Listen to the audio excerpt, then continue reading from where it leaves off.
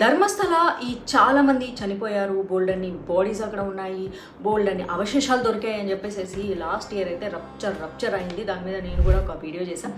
ఎవరిని జడ్జి చేస్తూ చేయలేదు కానీ బట్ అసలు ఇక్కడ ఏం జరుగుతుంది అనే విషయం మీద నేను కూడా వీడియో చేశాను. బట్ అది కాస్త అటు తిరిగి ఇటు తిరిగి ఎటుటో తిరిగేసేసి భూమి పైనుంచి భూమి కింద నుంచి ఇంకా డీప్ లేయర్స్కి ఇట్లా మొత్తం అయిపోయి ఇప్పుడు ప్రకాష్ రాజ్ పేరు బయటకు వచ్చింది.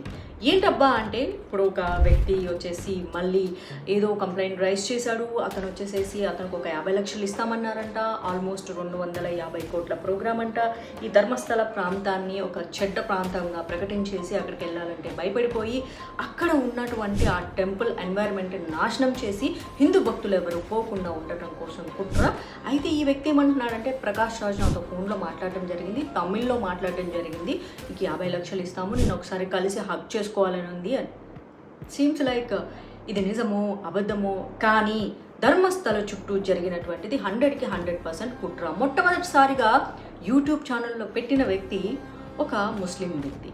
సో ముస్లిం వ్యక్తి అయితే నిజం చెప్పడా అంటే rare of the rarest cases like Abdul Kalam ji, లేదంటే మన ఎన్ఐఏ ఆఫీసర్స్, రా ఆఫీసర్స్లో అట్లా ఆనిముత్య అలాగా ఎవరో ఉంటారు. కానీ ఇలా యూట్యూబ్లో దూరిపోయే వాళ్ళు చాలా కష్టం అబ్బా. వీళ్ళందరూ వచ్చేసేసి లవ్ జిహాద్ బ్యాచ్, లేకపోతే ఒక టీసీఎస్, ఒక లెన్స్ కార్ట్, నిన్న జరిగిన జొమాటో, లేకపోతే ఇట్లాంటి దుర్మార్గాలకు తెర తీసేవాళ్ళే. గుళ్ళల్లో 1కి పోయి 2కి పోయి గుళ్ళని కాళ్ళతో తన్నేసేసి అమ్మవారి మీద బట్టలు ఆరేసేసి, లేకపోతే గుడి లోపల ఉన్న కొలంలో బట్టలు ఉతికేసేసి ఇట్లాంటి బ్యాచే ముందుకు వస్తారనమాట. So end of the day ఏంటి అంటే మనకు ఆంధ్రప్రదేశ్లో తిరుమల చాలా ఫేమస్. ఇప్పుడు మన తెలంగాణకు వచ్చేసేస్తే యాదాద్రి చాలా ఫేమస్. అట్లనే కర్ణాటకలో మంజునాథ స్వామి అంటే ధర్మస్థల చాలా చాలా ఫేమస్ అనమాట. అలాంటి ఒక ప్రాంతాన్ని నాశనం చేయాలి. సో దాని చుట్టుపక్కల ఎంకామ్ బ్యాచ్ బాగా ఎక్కువైపోయారు. సో అక్కడ ఆ ప్రాంతంకి భక్తుల్ని తగ్గించేస్తే ఇంకేదో చేయొచ్చు అని. భారతదేశం మీద చాలా కుట్రలు జరుగుతున్నాయి. డీప్ స్టేట్ కుట్రలు భయంకరంగా ఉన్నాయి. ఫండింగ్ విదేశాల నుంచి రకరకాలుగా ఎన్జిఓల ద్వారా బాగానే వస్తూ ఉంది. ఇటు చూస్తే మత మార్పిడి ముఠాలు, ఇటు చూస్తే జిహాదీ బ్యాచ్లు బాగా రెడీ అయిపోయారు. మన ధర్మం మీద దాడి చేస్తున్నారు, మన ఆడబిడ్డల మీద దాడి చేస్తున్నారు, మన సాంప్రదాయాల మీద దాడి చేస్తున్నారు. ఒకవేళ మనం ఏదన్నా మాట్లాడితే మేము మైనారిటీలము, మా మీదే ఇంటింత మాట్లాడుతున్నారు, భారతదేశంలో మేము బతకూడదా అంటున్నారు. అండ్ క్వశ్చన్ చేసిన నాలాంటి వాళ్ళని ఉన్మాతులుగా ప్రకటించేస్తున్నారు. అదేంటి ఇది ఎలా ఉందంటే నువ్వు వస్తావు, నువ్వు కొడతావు, నువ్వు తంతావు, రియాక్ట్ అయితే మాత్రం చూడు ఎట్లా రియాక్ట్ అయ్యారు. ఇది ఎలా అంటే నేను బెస్ట్ ఎగ్జాంపుల్ చెప్తా. ఇంతకుముందు ఏది అంటే మోడీ గారు ప్రధానమంత్రి అవ్వకముందు సిచ్యువేషన్ కాశ్మీర్లో ఎలా ఉండేది. నా సొంత అన్న, ఆయన ఆర్మీలో ఉండేవాళ్ళు. అండ్ 2014లో అన్న డ్యూటీ కాశ్మీర్లోనే ఉండేదన్నమాట. సో మోడీ గారు పిఎం అయ్యాక అవ్వకముందు ఉన్న డిఫరెన్స్ అన్న ఫోన్లో చెప్పేవాడు. 2 రోజులకోసారి ఫోన్ చేసేవాడు. సిగ్నల్ కొంచెం కష్టం, అక్కడ సెన్సిటివ్ ఏరియా కాబట్టి. ఎలా అంటే వాళ్ళు ఇండియన్ ఫ్లాగ్ని కాళ్ళతో తొక్కుతారు, వాళ్ళు ఇండియన్ ఫ్లాగ్ మీద ఉచ్చలు పోస్తారు, వాళ్ళు ఇక ఇండియన్ ఫ్లాగ్ని ఇన్సల్ట్ చేస్తారనమాట. ఏంటి మన సైనికుడు తన గుండెల మీద మోసేటటువంటి జాతీయ జెండాని అదే సైనికుడు ముందు కాళ్ళ కిందేసి తొక్కి ఉచ్చబోసి తువ్వని ఉమ్మేసి నానా రకాల మాట్లాడుతుంటే వీళ్ళు చేతులు కట్టుకొని గన్నులు చేతిలో ఉన్నా సరే మడిచి కిందకు పెట్టుకొని నోరు మూసుకొని ఉండాలన్నమాట. అలాంటి ఒక సిచ్యువేషన్ మళ్ళీ వీళ్ళ మీద రాళ్ళేసేవాళ్ళు. ఇదంతా జరిగితే ఎప్పుడన్నా ఒక సందర్భంలో ఆర్మీ వాళ్ళు రియాక్ట్ అయితే వెంటనే చూసారా మైనారిటీల మీద దాడులు ఎలా చేస్తున్నారో, ఆర్మీ వాళ్ళు విరుచుకుపడిపోతున్నారని అప్పట్లో నేషనల్ మీడియా, ఇప్పుడు గోదీ మీడియా అంటున్నారు చూడు.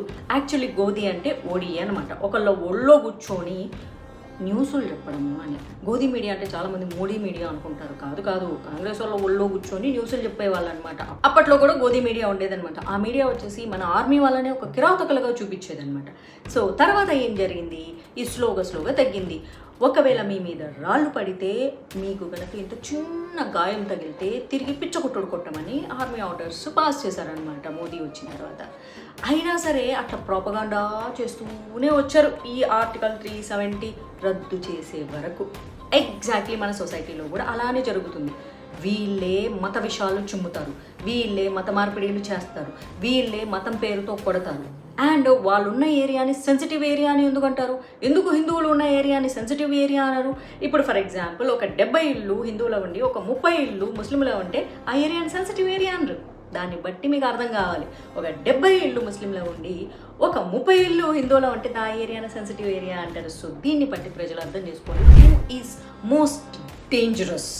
సో ఆ యూట్యూబర్ పేరుని దాచేసేసి మన తెలుగులో చాలామంది లెఫ్ట్ లిబరాండో యూట్యూబర్స్ వీడియోలు చేసేసారు. దాని తర్వాత మళ్ళీ అదంతా చూసుకుని నిజమే ఒక అమ్మాయి సౌజన్య ఇష్యూ జరిగిన మాట వాస్తవం.